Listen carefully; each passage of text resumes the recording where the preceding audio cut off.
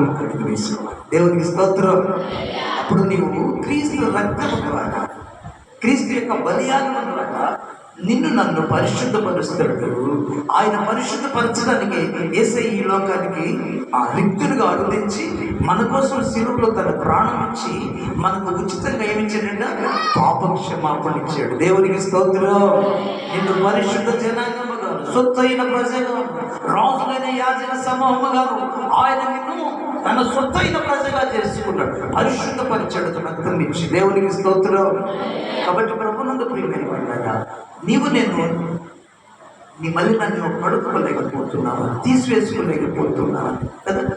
మన పాపాలు మనం కడుక్కోవాలంటే, తీసివేసుకోవాలంటే ఎన్నో యజ్ఞయాగాదులు చేస్తూ ఉన్నారు. పరిశుద్ధాత్మ నాకు పాటించి యజ్ఞయాగ, జపతప, నది పుష్కర స్నానం, నదుల స్నానం, సముద్ర స్నానం,